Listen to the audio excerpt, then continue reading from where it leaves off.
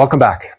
Here with another show, and today we're going to answer your questions as fast as possible because there's a lot of people. Just realize we're not going to diagnose or claim to cure you. Check with your doctor before implementing any of the suggestions that we're about to share with you.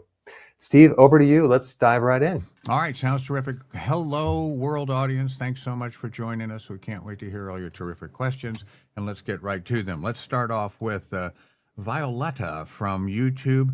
What's the best way to slow down or reverse cataracts? Can you do that? So I would do it primarily with diet. There is a remedy that you should know about. I did a video on this, and it's called acetylcarnosine, and there's drops.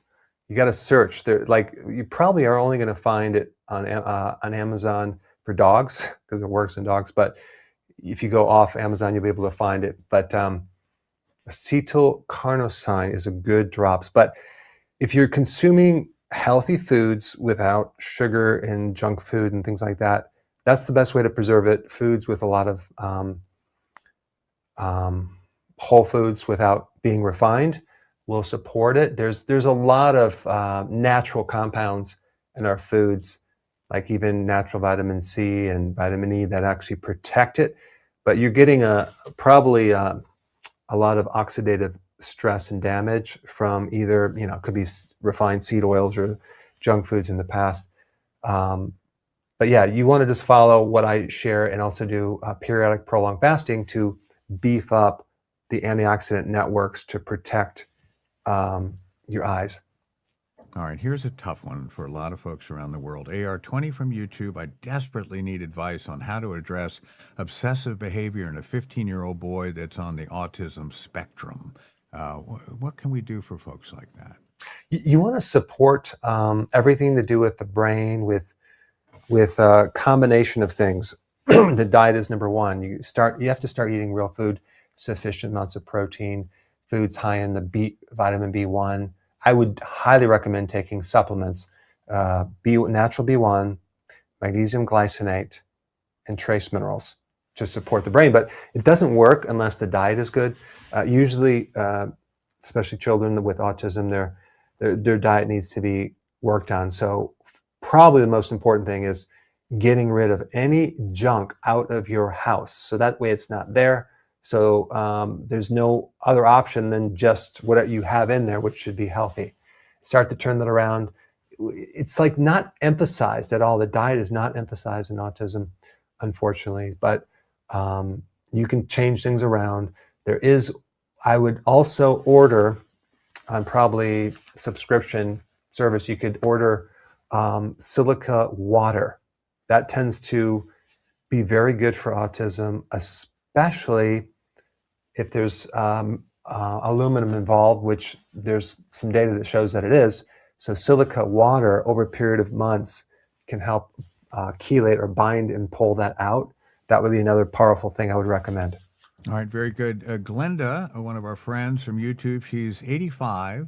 She has a history of colon cancer 3 times, non-Hodgkin's lymphoma, no gallbladder, and so on. But she's a lot of high-risk lady. Is there any sort of lifestyle change she might undertake that maybe make her possibility of staying healthy in the future more likely? Non-Hodgkin's lymphoma is definitely correlated with more glyphosate. So you need to do organic foods. Make sure you don't have, that Roundup Ready in any environmental exposure anywhere. So it'd be good to probably test yourself on that. But I would do periodic prolonged fasting. I would do 1 meal a day, and I would do research all my videos on cancer, just so you can start to design your life around doing everything to prevent it, stay as super healthy as possible. That's the way to counter it, because unfortunately, this cancer tends to keep coming back over and over and again. So you have to keep your immune system super, super healthy and actively and aggressively prevent it. Don't wait for it to happen, but do things to counter it. And I have a lot of videos on this. Excellent. Okay, let's go to King Pleasant as their handle from YouTube. Aside from D3 and K2, what should a woman in her 70s do with osteoporosis or be doing to help support that issue? Is there calcium she should take, or if so, what would be the Um, best thing? I would there's I would not take calcium carbonate. There are certain types of calcium that are more bone building type of calcium. So there's even a supplement that actually is bone itself. I would highly recommend that. Get your calcium from taking bone supplements. Of course, you don't have to chew the bone, it's already ground down. But also magnesium is super important in bone. Trace minerals are important. High quality protein, collagen, super important in bone. All of those things with weight-bearing exercises are going to be what you need to do. There's also data that shows that those standing on the vibration plates are very beneficial to counter osteoporosis. But also realize this. Not too long ago, they changed the normals for osteoporosis and instantly put millions of people in the state of having osteopenia or osteoporosis just by changing what normal is. And I don't know if I trust that 100%. So some people that are suddenly diagnosed might not actually be having that condition. I'm just not convinced that those values are correct. But still, especially as you get past menopause, you need to be doing, slowly work into it, but doing weight-bearing exercises. I would highly recommend that. All right, very good. Let's go to our first quiz question of the day, which is for you to ask, sir. True or false? Tatka cannot help you digest fat. Oh, that sounds very sad. Okay, let's go to Gary from Rumble. What are your thoughts about the approach for SIFO, which is small intestinal fungal overgrowth? I knew that, of course, or maybe it's because Terry typed it out. Small intestinal fungal overgrowth. I would do the same thing that you would do for small intestinal bacterial overgrowth, which is stop snacking. Okay, you're gonna have to do intermittent fasting. I would do 1 meal a day because that will give your system a chance to really reset. Realize there's microbes that are growing or in the wrong place. Fungus is overgrowing in the small intestine. You don't want that there because it's going to rob and steal and compete for your nutrition. But you can starve it by doing fasting, and your cells can easily handle it, but they can't. One food that you have to completely eliminate down to zero is something called, what's that called? Sugar. Sugar and starches, bread, pasta, cereal, crackers, biscuits, because that's what they live on. So if you just starve them, they will die. The other thing I would take is Tutka on an empty stomach twice a day. That bile salt is antibacterial. So I think there could be, with a lot of people, a problem with a lack of bile because the bile is supposed to be released in the small intestine and then travel all through the small intestine down to the bottom part and get recycled just to make sure that those microbes can't grow in that environment. So other than that, watch my videos on it, but it's going to be the same protocol as the small intestinal bacterial overgrowth. All right, very good. Boy, we have a packed show today with a full greenhouse, all highly intelligent contributors. And so I'm going to bring up our first one, who is Gina, and she's calling from, I forget where. Where are you calling from, Gina? Auburn, Alabama. Congratulations. Go ahead with your one question for Dr. Berg, please. Okay, Dr. Berg, I have recently, in the past few weeks, been diagnosed with mycobacterium avium complex. So it's really thrown me for a loop because from what I've read in the traditional medical field, the 3 antibiotics or protocol is what I'm looking at. I have a bronchoscopy scheduled for next week. And so I just want to go into that with knowledge of how I can fight this disease without having to do the antibiotics. My So question to what? you is, Yeah, go ahead. Go ahead. if it were you or your wife, what would you do? What are the symptoms that you're experiencing from this? Unfortunately, I have no symptoms. And it was very random that I even found out that I had nodules in my lungs. I only mild symptoms for about 2 years from an upper respiratory infection that I had in January of 24. And I couldn't really shake the side effects of the uh, nasal. And so, I was contributing that to a cough that I've had for a couple of years now. But other than that, I have zero symptoms. But I have it's very progressed, like 10 millimeters and above size nodules in both lungs.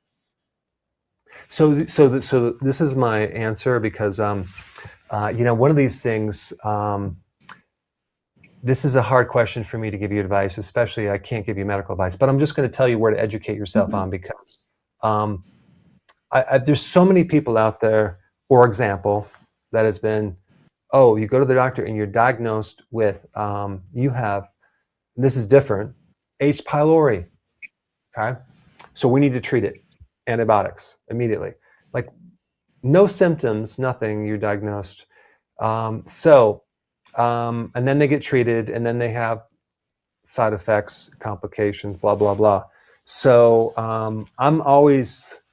my question is, I would research, even for that gentleman, I told him H. pylori, 80% of the population has it. So, but it's not creating problems. So the point is, I would do research on this alternatively, but the problem you're going to run into when you do research, even with AI, is it's going to look at randomized controlled trials, which there's probably no alternatives that have randomized controlled trials. So I would look at ways of building the immune system. Are there other ways to shrink the cysts? Can you do high vitamin D? And go that route because unfortunately, there's a filter on a lot of these search engines that will not let you find these alternatives, which there's a lot of people trying things that actually work, just haven't been researched. But let's say you run into a dead end where you have to take these antibiotics. Well, then I would highly recommend at the same time build up your friendly bacteria, like take microbes, like probiotics at the exact same time during the time you're taking antibiotics, so you can actually counter that because that's not going to add in any pathogenic effect. I'm very suspect of taking antibiotics in general because of what it does to your body. And the question you want to start asking is, what's the side effect? Is this going to cure me? Is it going to come back? What happens to my good bacteria? Why are these microbes creating these cysts? And I think you need to go deeper into all these questions. And that's really all I can give you because I can't tell you what to do. I can just tell you where to educate yourself. Can I tell you what I'm doing? And when I first found out that I had the cyst, okay, I'm thinking lung cancer. So immediately I went to your 5 diets that you had on lung cancers. So I've been on all 5 of them for the past few weeks just because I wasn't real sure. But then last week it was the pulmonologist said 90% sure it's not cancer, but the MAC disease. So of course, being on those diets has been very beneficial. But then I started, I got the vitamin D protocol from you, ordered your vitamin D. Now I started taking 10,000 at that point in time. And of course I'm doing the magnesium, but should I up the vitamin D? I think it would be really good. There's only 4 doctors in the United States that have been trained by Dr. Cornbray. I would find one of them, work with them remotely to help you get the dosage right, because you probably need a lot more, but they can actually do the blood test or set up the blood test to be able to make sure that you're not having problems with this. And there's a lot of other things as a part of that they can monitor to make sure you do it correctly. All right, So, Gina, thank you so much for that question. We're all pulling for you, and hope you find great relief from that. And Gina, this next question is for you too, if you were watching, and it asked of you and the audience: true, false? TUDCA cannot help you digest fat. 98% of respondents say that's false, and 2% say, yeah, bummer, can't do it. what's fascinating about TUDCA is very, very different than regular bile salts. It's mostly water soluble. It's not fat soluble, which means it's not something that's going to help you digest fats at all. Interesting, isn't it? So you wouldn't want to take that after a meal to help your fat digestion, because it's not going to work. What it is good for is everything else. It can actually go systemically through the entire body, cross the blood-brain barrier, go into your eyes. It can go into your liver. It goes into the joints. It actually does help you thin the bile to prevent stones and in your bile ducts. So there's a lot of cool benefits, and I think you should find that recent video I did on the difference between ox bile and TUDCA. And if you haven't seen that, watch that, because it's super important, related to everyone's health. And I mean, the more I studied, I'm like, wow, more people need to know about this. All right, very good. Let's go with more people need to know about question number 2. And there it is, Dr. Berg. True or false? Sleep apnea can put you at risk for a stroke. Ouch. All right, let's go to Riku from Facebook. What's the best way to distinguish from SIBO-based symptoms? What do you think? So when you have small intestinal bacterial overgrowth, you're going to get bloating. That's the biggest symptom right after eating. Why? Because you got microbes in your small intestine, and they're going to create fermentation. So you're going to feel pregnant all the time when you eat, and then you feel better when you don't eat. And also, you're going to start showing signs of nutritional deficiencies eventually. And because you have the microbes competing for your nutrients, they're going to eat it and not give it to you. All right, very good. Let's see. Let's go to a Marjot, I think, from Facebook. What's the best way to lower LDLs and total cholesterol? Omega-3 fish oils don't seem to be helping. That's because the single biggest factor in LDL is consuming excessive refined carbohydrates. So you must lower that, because the excess of that turns into triglycerides, and then that converts into a couple other things that ends up high LDL, the bad kind. So yeah, you want to just cut down refined sugars and starches. All right, very good. Let's go to our next guest. We've got 4 of them today, folks. And this nice gentleman's named Eric. And Eric, I think you got some background noise. If you can, I don't know if that's something going on. Sure. Go ahead with your Sure. question for Dr. Berg. Hi, Dr. Berg. I've been hearing a lot about on social media and various outlets regarding a product called NMN, how it boosts NAD on a cellular level and has all kinds of great benefits like anti-aging, slows down the aging process, boosts your recovery from rigorous exercise, better sleep, and overall mitochondria health. And so just obviously I value your knowledge and your opinion, and would just like to get your take on this product.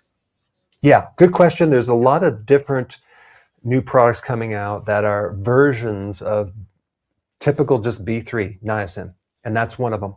And in fact, one of the drug companies just bought the rights for like, I don't know how many millions of dollars, and they found the research was kind of iffy. So all of these new fancy versions of niacin B3 may increase the absorption a little bit, but I don't think they're worth the excess expense. I think you can get very regular niacin pills that create the flush and get the benefits. And there's some massive benefits for increasing your HDL and all sorts of things. But the mitochondria needs these various cofactors to allow things to create ATP. B3 is one of them, niacin. That's the one that you're you're asking about, but also B2 and coenzyme Q10 and magnesium and copper. But I do know as people get older, B3 becomes more important. So I would just take like if you don't mind the flush, I would take maybe a 500 milligram niacin each day. I think that will give you everything you need to keep your NAD optimized. If you don't like the flush, start off with 50 and then work up to 500. And some people are comfortable at 250. Great. Thank you. Great. Mm-hmm. Thanks so much, Eric. Appreciate you taking your time for making the show better. Let's, and Eric, once again for you, why don't we get you back on the questions with the rest of the audience? And quiz question number 2, asked of you and others, true, false, sleep apnea can put you at risk of a stroke. And in 95% of respondents say it's true. That's very scary. 5% said, no, you're just fine. Who's right?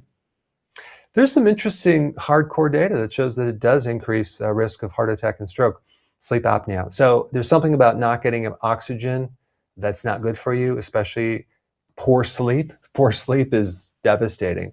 So I'm going to be releasing a video on sleep apnea, just showing you exercises to the back of your throat, the muscles around the tongue, can dramatically open up your airways to the point where you cannot have sleep apnea anymore.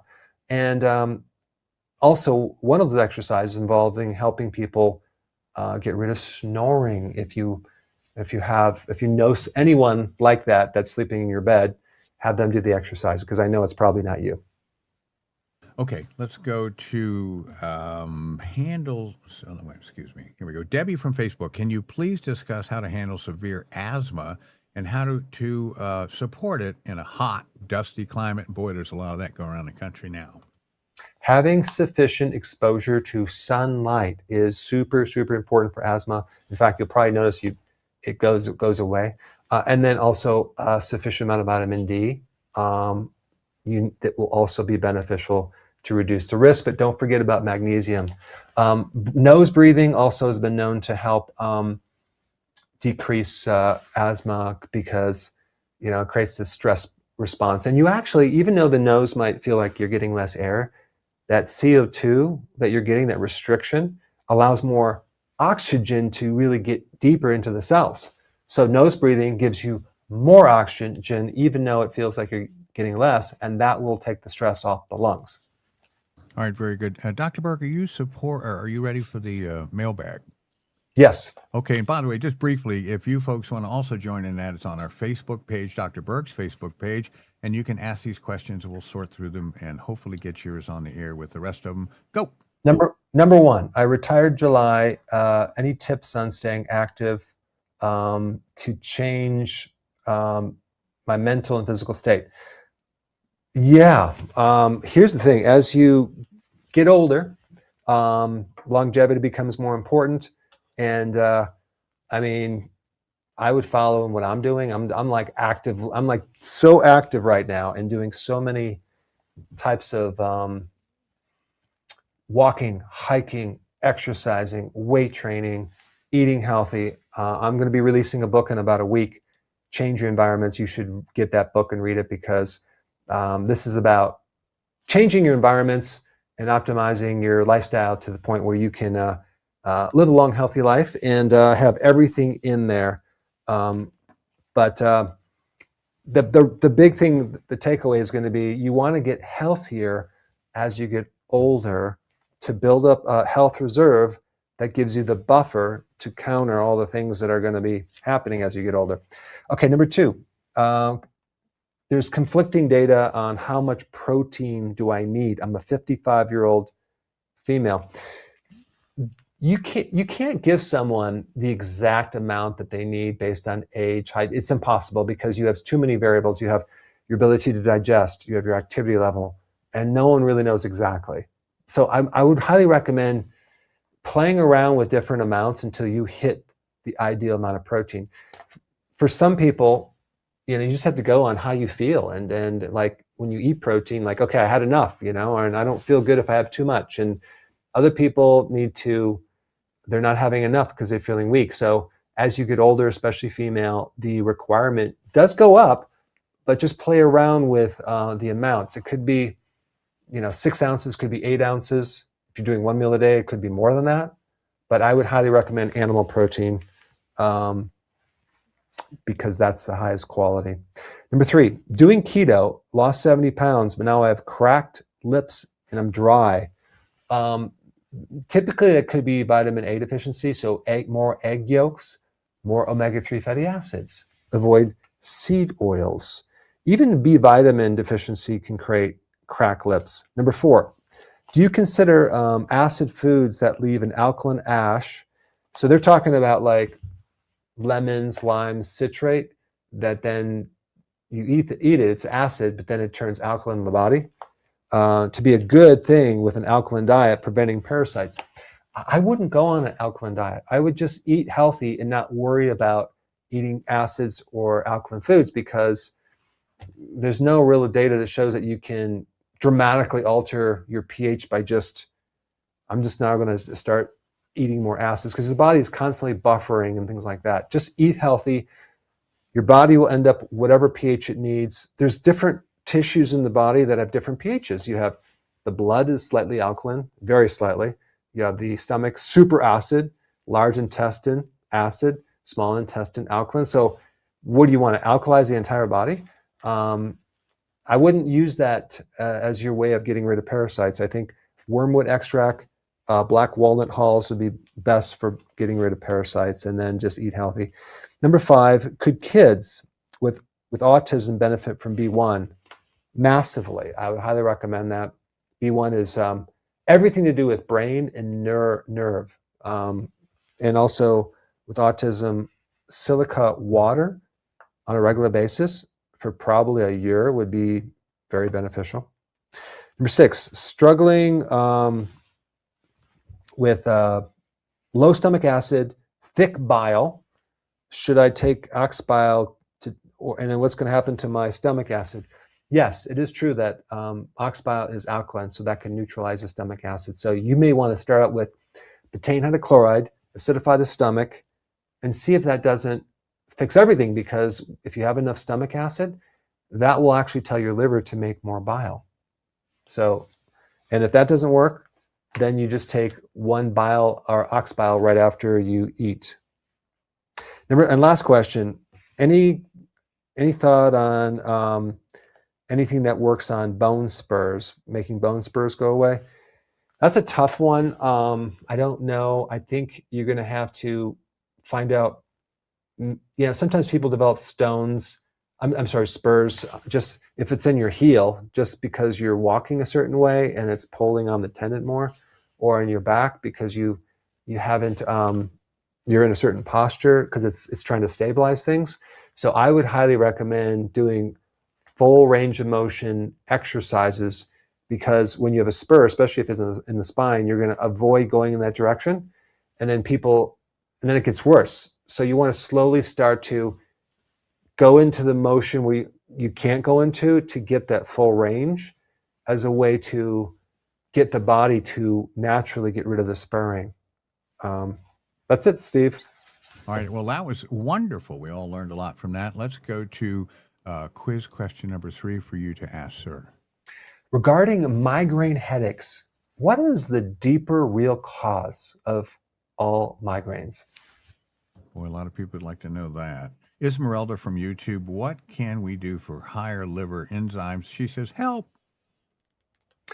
Well, obviously, you got to look at what's causing them. Are you drinking every night? I don't know. Are you eating really bad foods? Are you eating junk foods? Look at that and find the root cause versus just to try to treat it. There's something going on with liver and something causing it. So you have to kind of go into the history and when did it start? What did you do just before that? And as far as liver remedies, NAC is a really good one. Milk thistle is another good one. Eating cruciferous is another way to help the liver. All right, very good. Let's go to Bernadette from YouTube. Is it safe to add borax and good grade baking soda to your bath to help kickstart the lymph system? Well, I love baths, but what about all that other stuff? You know, when you start combining different chemicals together, especially in a bath, I would just double check and make sure there's no excess gas produced from that can be toxic. I don't know, but there are certain combinations of things that could create a chemical reaction. So just do your research, see if there's any problem with that. I know baking soda has certain benefits. I do know that magnesium, Epsom salts has certain benefits, but when you're starting to add different things together, I don't have all that figured out. So just do your research on that. All right, very good. Let's go to BRLP from Rumble. My 21-year-old daughter gets pressure, redness, and shaking in her hands after mild running and dancing exercises. Any ideas what could be causing that reaction? Yeah, I'd probably have to get more data on that, but if it looks like there's excessive vasodilation on things from physical activity, it could be an autonomic nervous system problem. So research in that area, a lot of times that can be improved with more high doses of vitamin B1. The same thing with like a condition called POTS, where people stand up and they get really dizzy, or they just like do a little bit of climbing stairs and they break out in a sweat. That's an autonomic nervous system thing. And I think the antidote could involve taking more B1, but again, I'm not making any claims. All right, very good. Well, good luck with that. I hope that works out. Let's go to our next guest, nice fellow, Dwayne from Dallas, and there he is with one question for you, Dr. Berg. Go ahead, Dwayne.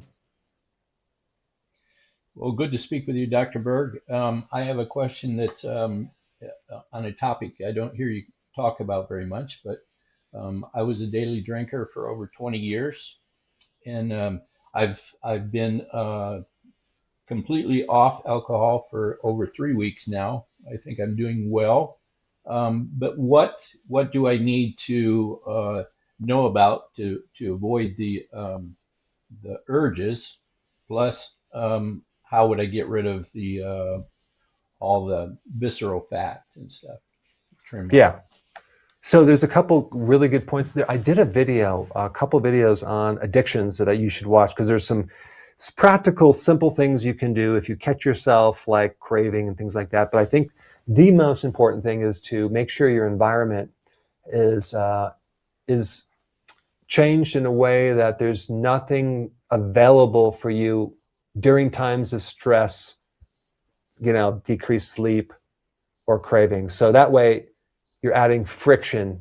Don't make it available. Like you'd have to drive somewhere to try to get some alcohol. Also, I think it's going to be really important to do exactly the diet that I recommend: low carb, maybe even carnivore if it's simple, but low carb with intermittent fasting, because that's going to give your brain so many ketones that you're going to be able to have more resistance and tolerance and more mental clarity, and then also get rid of all that belly fat and support the liver as well. But definitely start with those videos I've done, because there are a whole bunch of things that you should be taking now too, to get your body back in balance. So those addictions, unfortunately, our environment has been so designed for addictions. It's like for food, alcohol, everything. So this is why the new book I'm releasing, Change Your Environments. All right, very good, Dwayne. We'll pull it for you. It sounds like a great start. And let's see, let's go to quiz question number 3, and we're going to answer this thing. And it asked of our audience regarding migraine headaches, what is the real cause? And the audience had all sorts of opinions. 35% say that it's a magnesium deficiency, 20% say it's a potassium deficiency, 20% say it's sodium deficiency, 15% say it's dehydration, and 10% say it's hormonal changes or fluctuations. Terry, thank you for that huge list. That's a lot of research from the audience, and for your fingers to type. What do you think? I wonder, Steve, did I just release that video on this? Because, boy, everyone's correct, but there's something a little bit deeper, which actually then allows these answers to be correct. The real deeper cause is what's very unique about migraine sufferers is they have a problem with making energy in the brain cells. Yet the demand is so high in the brain. So we have this energy imbalance. And magnesium is key in the production of energy. And also, sodium and potassium are key in the production of energy. You have sodium potassium pumps. So right there, like even if you drink more water and you dilute your sodium and potassium, there's a higher risk of getting migraines. So in the video that I apparently must have released it already, magnesium is going to be important, potassium, and more sea salt. There's also, just as a side note, a wonderful herb that I stumbled on that has hardcore research on migraines. It's called butter burr herb. Check it out if you have migraines. It might be something that can help. Apparently somebody's been watching your videos. That's terrific. All right, let's move on to Kynard from YouTube. Thanks for helping me lower my blood sugar. Now what advice would you share to support lower blood pressure? It's currently 140/84. Is that a bad blood pressure reading? So when you look at blood pressure, the body is usually compensating by increasing more pressure to penetrate deeper into the tissues to get more oxygen. And so what typically people do is to try to lower the blood sugar, the blood pressure. And then you think you're solving the problem, but you're just solving the compensation. So I would kind of want to do a history on, like, why is your blood pressure high? Do you have a history of damaging the blood vessels, creating this problem in the first place, which should be high carb, refined carbs damage the inside of the vessels. What allows the arteries to be very, very vasodilated and relaxed is nitric oxide. Nitric oxide. As we age, it does go down, but the biggest killer of that is too much glucose flying through those blood vessels. It'll just wipe out the nitric oxide.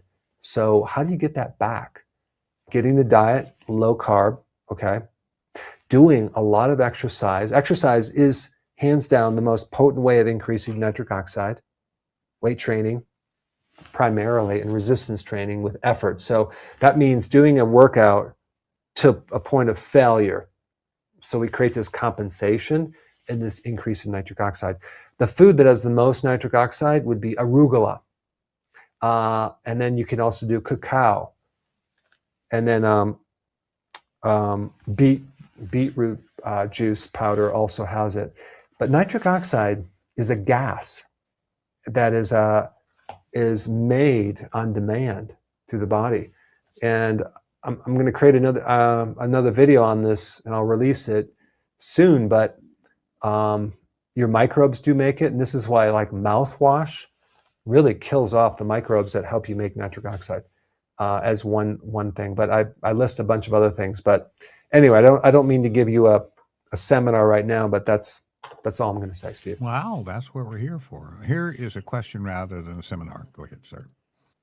What gets depleted when someone takes a statin? Boy, statins don't have a very high opinion rating, I think, overall. But anyway, I can't wait to hear that. T from YouTube. What's the best way to transition children to a healthy keto diet? I think the best way is to teach them, get them involved in making recipes that are keto junk foods. Like you can do pizza, you can do crackers, and I have an entire channel on this. Start getting them to help make these foods while you talk about and educate them about sugar and stuff like that, and then or breads and stuff like that. So start making it, and then slowly create the substitutions. And then get to a point where there is no junk food in your house anymore. And then when they search for it, they're like, Mom, I can't find this. Oh, sorry, we don't have any. Eat what we have. And then that way it's not there for them to give into. So it's really, don't have it in the house. And then with your next child, don't give them access to it when they're very young. So that way they don't even know about junk food when they get older. All right, very good. Let's go to Mary Moore from YouTube. What are your recommendations for adapting residents of a senior home to healthy keto? Here we go with keto again, and changing them over from a lifetime of eating carbs in hospitals and nursing homes. I don't think they have canned vegetables and so on. It's called institutional foods, hospitals, nursing homes, military, but they're changing that right now, hopefully. Yeah, there's a gentleman I know has assisted living homes in Arizona that I did a video on, and they're like, it's amazing. Like, there's people in hospice that go there that all of a sudden they go home. They're getting healthy. They're coming off some of their medications.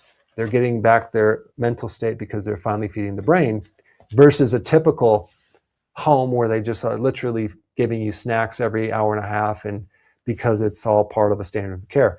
So if it's like the environment, I don't know, it's really hard if that's all the food they have, but I would highly recommend going keto or carnivore if you're in that state, because in his home, the first week when these people come in, they're like, there's no food, I can't, because they're so used to these chips and stuff like that.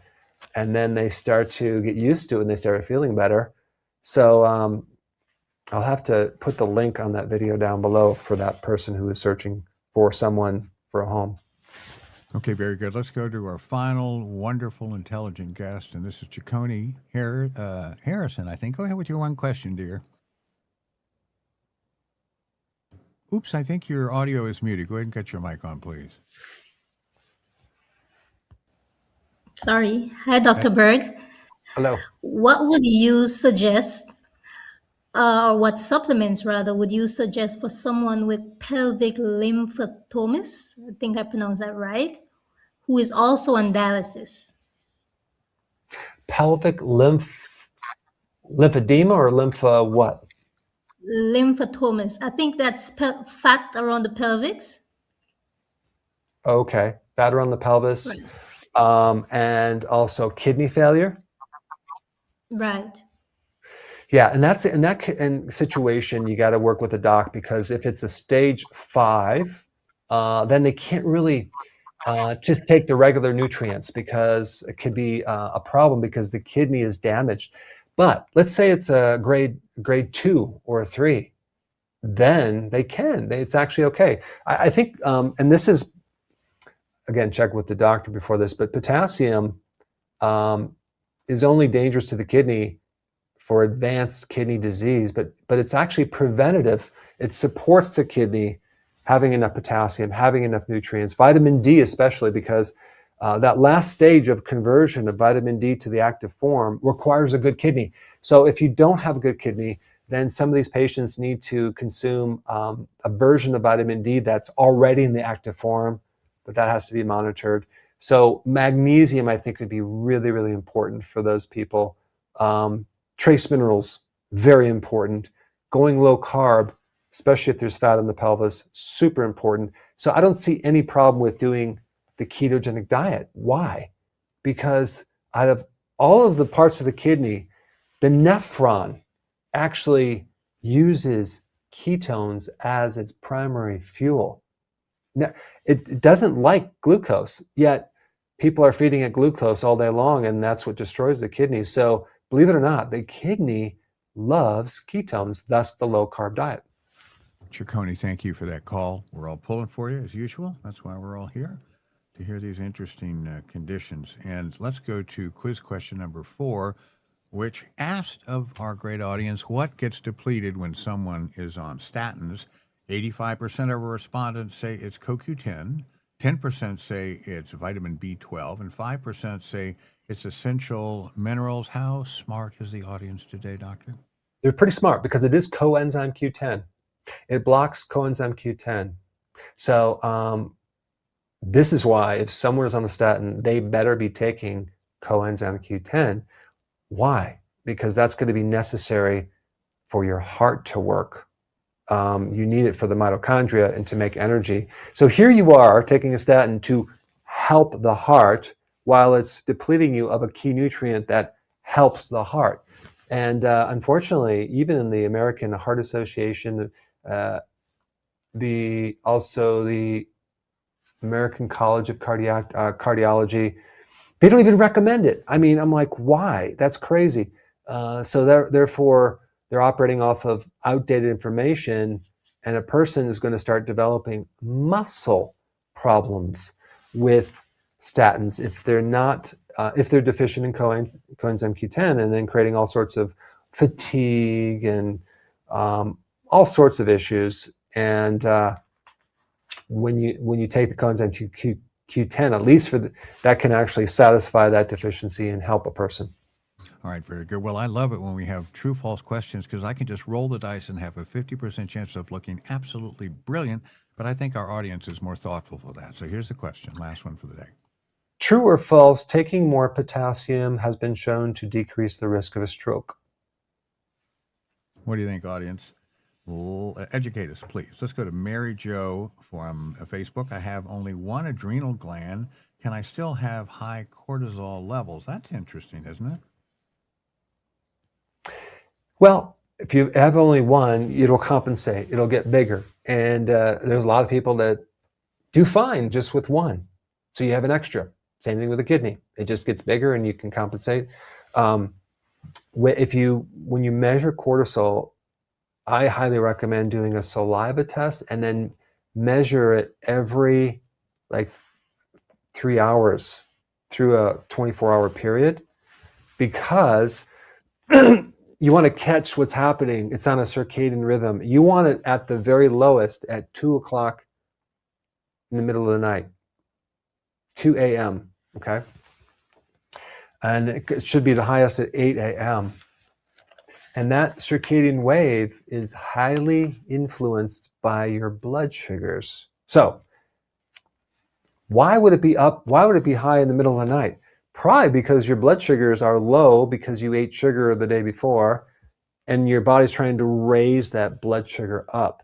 Another name for cortisol is glucocorticoids. So it is a glucose releasing hormone.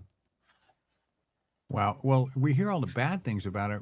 Is it necessary? What's good about cortisol if we got something that makes it? It's really beneficial because it's the thing that actually helps wake you up when you go out on the blue sky in the morning. It wakes you up. It gets the circadian waves going. It has survival benefits. It's the stress hormone that helps you during times of stress. Without it, we wouldn't survive. So it's not a bad thing. We just don't want too much of it. All right, very good. Let's go to Ash from YouTube. Any suggestions to support someone who has been diagnosed with early onset Parkinson's? How can you try to stay healthy? When you're dealing with Parkinson's, you're dealing with, again, a brain energy problem. So the door that gives that neuron fuel is broken. Even though there's fuel around, it's broken. There's a back door, though, that you can use. If you know about it, it's a secret back door that will feed that neuron directly, even though there's damage on the front door. And that fuel that feeds it is called ketones, okay? So if you start taking ketones as a supplement, and also you go low carb to increase your ketones, then that potentially could support the neuron and help you.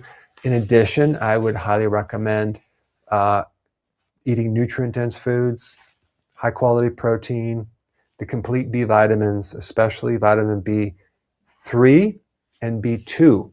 Apparently, those are the things that can have been shown to actually support that mitochondria to help get more energy into the brain cell.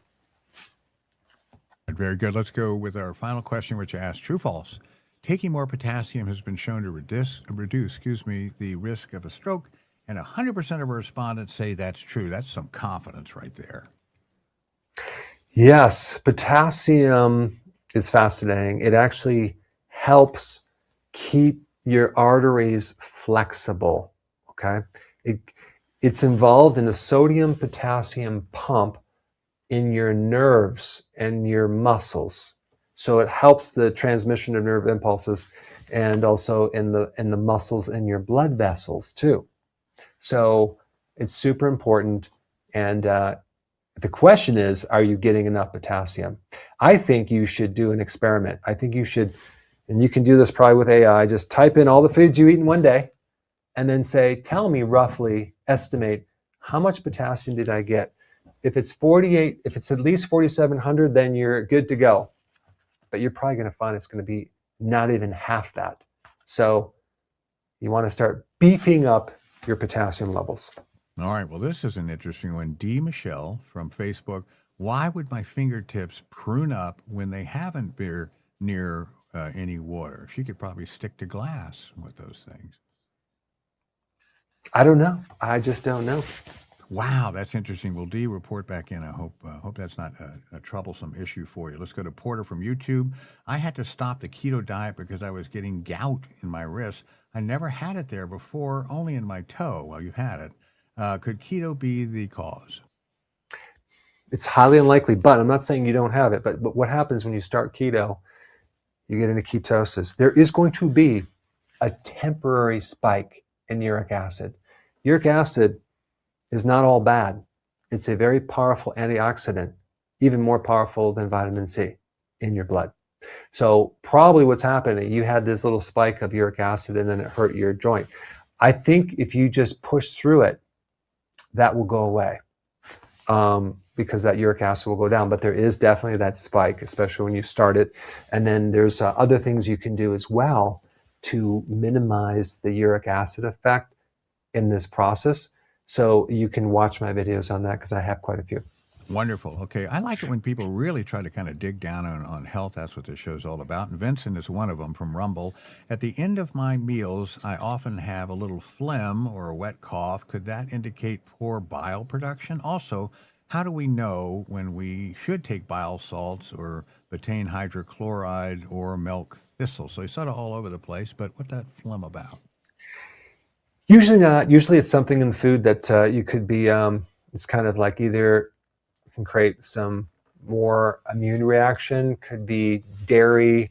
It can even be foods that are increasing your histamines to a certain level. There's a whole, you can look into, do research on foods that could, because you might have a low tolerance to histamine, so then you're going to have to avoid certain fermented foods or else it creates more mucus. Yeah. So you can look that up. I'll have to do a video on that. But typically, how do you know if you need more hydrochloric acid? Probably the big clue is indigestion. Like food just sits there, especially protein. You can't digest it. Get gas.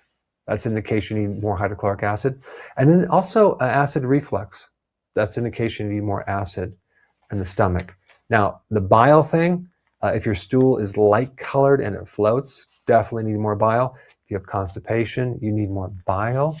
If you have a full sensation underneath the right rib cage or that refers maybe even to your upper shoulder, you probably need more bile salt, but they both work together. Hydrochloric acid, betaine hydrochloride, and ox bile together can help you because a lot of times you could just be low stomach acid and that could be what's keeping your bile from being released or produced.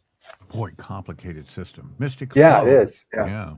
Mystic Flow from YouTube. Can I eat cloves on an empty stomach or will it interfere with my morning cortisol levels? See, she knew cortisol's good. Did she say clove? Yes, cloves on an empty stomach. Clove. Yeah, like a clove, you stick in an Yeah. orange. Yeah. Don't worry about that. That's not going to spike your blood sugars. No, it's totally fine. Okay, gulp them down, Mystic. Have fun with that. Moana from YouTube. Can I take D3, K2, magnesium, glycinate, B12, and B1 all at the same time? That's a big handful of pills. Not a problem. I do it all the time.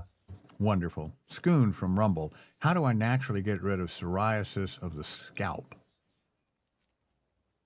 So there's a connection between certain triggers like grains and especially wheat that could be triggering it, especially there's a gut thing. Also, there's a connection between autoimmune. So then more vitamin D might help you greatly, or even being out in the sun. But then there's also another valid therapy using UVB lights. And that's been shown to dramatically get rid of psoriasis. You just shoot a light on it. I like that approach. So you can research those areas. Very good. Good luck with that. Say Belarosi or something. That's their handle from YouTube. If you take black walnut, wormwood, cloves to eradicate toxins, should you also add some charcoal? And what kind of charcoal, Doc, if you recommend it? Not the type that you're cooking in your barbecue in the backyard. Okay, don't use that charcoal. Use these called activated charcoal. You get it in supplements, but that it works by greatly reducing toxicity in your body. Also, bentonite clay can help you, but activated charcoal is a great thing to have around the house, especially if there's any accidental poisoning, because it helps neutralize poisons. Yes. So keep it around the house just in case you need it here and there. All right. Keep your supply up. Sarander from Facebook. Please share your thoughts about fruit sugars. I think this is interesting. Are there any fruits that we should avoid altogether? Fruits tend to be really, really high in sugar. I think you have to have a pretty good, flexible metabolic system to handle a lot of fruit. I think kids can handle a lot more. I would have fruits as your dessert, because they've been hybrid to be super high in sugar, especially like pineapple and even some of these Honeycrisp apples, like versus apples used to be more like indigenous kind of sour and not that sweet. Even like indigenous pears are like not that sweet, or even peaches are not that sweet, but they've been bred for more sugar, which gives you more fructose. But again, it's different than drinking your high fructose corn syrup. It's a lot better because it has the fiber and the phytonutrients in there. I think the safer bet for most people, because they've overdone it with sugar, is to do more berries. All right, very good. Here's one that bugs a lot of people. Nick from Rumble. I'm dealing with pulsatile tinnitus, and all MRIs and angiograms are normal. Any advice for that horrible annoyance? If that's an understatement, I'm sure. Yeah. I have several videos on this. I think I need to do an upgraded one. But there's some interesting data on the inner ear not having enough energy that then is overcompensating for periodic pulsing, ringing, and things like that. A lot of times ringing in the ear has occurred from old loud sounds or explosions that could have damaged the ear, that now it's showing up. There's a couple techniques to use to try to get rid of it, to cancel it out. But I need to do an updated video on that, because I found some information, but it takes another half hour. We don't have that, but I'll produce another one very soon. All right, very good. Let's go to Cindy from Facebook. What do you recommend for dry eyes? That's a vitamin A deficiency, but vitamin A only works if you have enough zinc. So if you combine those two, so let's say you had egg yolks, that'll give you vitamin A, or actual beef liver, and then you add oysters for the zinc, and then that should actually help you, or just take the supplement. All right, very good. This is sort of interesting. Riku, not that other questions are not interesting, from Facebook. What's the best way to distinguish between IBS from SIBO based on symptoms? Can you kind of tell them apart? So we're talking about small intestinal bacterial overgrowth versus irritable bowel syndrome, which is a broad term that just your bowel is irritated, and that could be anywhere. So it's kind of a classification of like, oh, I got stomach pain down here because there's inflammation. That could come from an ulcer. So there's a lot of different classifications of digestive disorders that are just labels that make it sound like it's a scientific disease, when in fact, it's just a symptom of something that you're eating that is irritating the tissue. And so they put into a diagnosis code, and they made it a thing. I mean, when in reality, the most important thing for all of these different diagnoses, whether it's diverticulitis or colitis or irritable bowel syndrome or colic, whatever, just check the foods. What are you eating? Oh, wow, you're eating junk food, or you're eating grains, or too much nut butter that's irritating it, in which case you need to cut that out and not snack so often. All of a sudden those symptoms go away. So I'm hesitant about, oh, this disease is a certain thing that you need to then treat it with a drug. And like, no, that doesn't work. All right. Well, we're out of time, but I'm worried about Maria and her daughter. Maria from YouTube, what's the best way to address ulcerative colitis? My daughter's in extreme pain. That's no fun. It's completely food related. I would take zinc carnosine to help you with irritation. And there's, ginger tea and things like that, but no more snacks. Cut the grains, cut the nuts. Bulgarian yogurt would be good. Fermented foods would be good. Animal protein. And don't give anything else right now. And that will help the stomach pain. And that note, I'm going to be releasing a book in about a week, but you can look it up on Amazon right now. It's called Change Your Environments. I think you're going to like this book because it's completely different than anything else you've ever saw before, but it'll help you integrate all 9 of your environments, all these, inject good habits, get rid of the bad habits, your food environment, your work environment, the toxicity environment, the microbiome environment. It's really simple, but it's very powerful. So check it out. And I will see you next week.